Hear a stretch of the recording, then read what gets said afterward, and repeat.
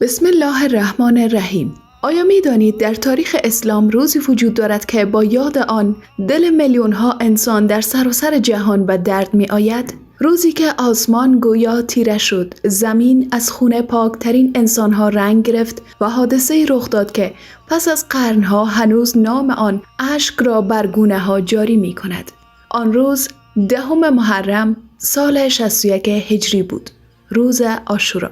دوستان عزیز، سلام، وقت شما بخیر. امروز می خواهیم تلخترین اتفاقات روز عاشورا، چند گناهی که مسلمان باید از آن دوری کند و همچنین اعمال پرفضیلت این روز را مرور کنیم. پس تا پایان همراه ما باشید، زیرا بخش پایانی این ویدیو می تواند نگاه شما را به عاشورا برای همیشه تغییر دهد.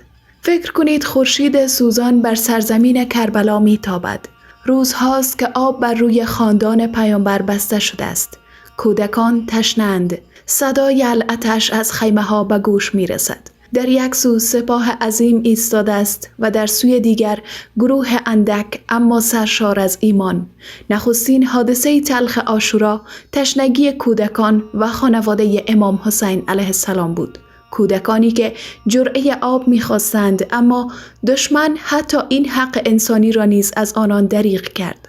دومین حادثه جانسوز شهادت یاران وفادار امام بود، یارانی که یکی پس از دیگری به میدان رفتند و با شجاعت بی‌نظیر خود نشان دادند که حق هرگز در برابر باطل تسلیم نمی شود. سومین صحنه دردناک شهادت جوانان بنی هاشم بود، جوانانی که آینده درخشان در پیش داشتند اما جان خود را در راه دفاع از حقیقت فدا کردند. چهارمین حادثه شهادت حضرت عباس علیه السلام بود، پرچمدار وفاداری و ایثار. او برای آوردن آب به سوی فرات رفت، اما پیش از آن که آب را به خیمه ها برساند به شهادت رسید. پنجمین صحنه دلخراش شهادت کودک شیرخوار بود، حادثه‌ای که حتی بسیاری از مورخان غیر مسلمان نیز از یادآوری آن متأثر شدند. اما تلخترین و دردناکترین لحظه شهادت امام حسین علیه السلام بود، مردی که برای قدرت قیام نکرد، برای ثروت قیام نکرد، بلکه برای زنده نگه داشتن حق و عدالت قیام کرد.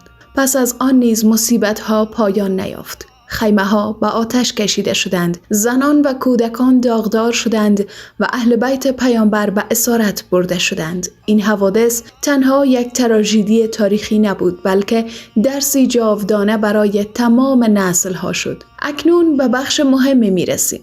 چه کارهایی در چنین روزی شایسته یک مسلمان نیست؟ نخست، ظلم کردن به دیگران. عاشورا روز مقابله با ظلم است، نه روز ظلم.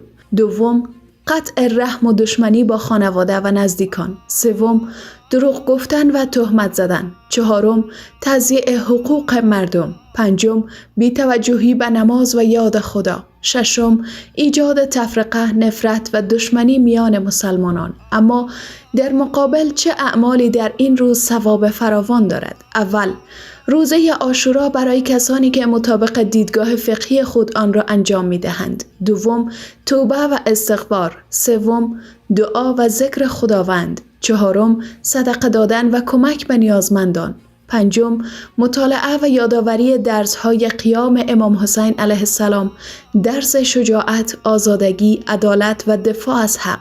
دوستان عزیز، عاشورا فقط یک حادثه تاریخی نیست. عاشورا یک مکتب است، مکتبی که به انسان می آموزد در برابر ظلم سکوت نکند، حقیقت را فدای منافع زودگذر نسازد و حتی در سخت‌ترین شرایط نیز کرامت انسانی خود را حفظ کند. هر سال که محرم فرا می رسد، این پیام دوباره زنده می شود. حق ممکن است در ظاهر تنها باشد، اما در نهایت ماندگار است. حقیقتی که بسیاری از مردم درباره عاشورا نمی‌دانند. بسیاری تصور می‌کنند واقعه کربلا فقط چند ساعت طول کشید، اما در حقیقت ماجرا از روزها قبل آغاز شده بود. عجیبترین اتفاق پس از عاشورا، بسیاری از مردم فقط از روز عاشورا میشنوند، اما یکی از مهمترین بخش‌های این داستان پس از پایان جنگ آغاز شد. بازماندگان کربلا و ویژه بانوان اهل بیت با سخنرانی‌ها و روشنگری‌های خود باعث شدند پیام این واقعه به سراسر جهان اسلام برسد و فراموش نشود. بزرگترین درس عاشورا برای زندگی امروز. عاشورا به ما یاد می دهد که همیشه اکثریت بودن نشانه ی حق بودن نیست. گاهی ممکن است تعداد اندکی بر حق باشند و در برابر جمعیت بزرگی بایستند. این یکی از مهمترین پیام‌های ماندگار کربلا است.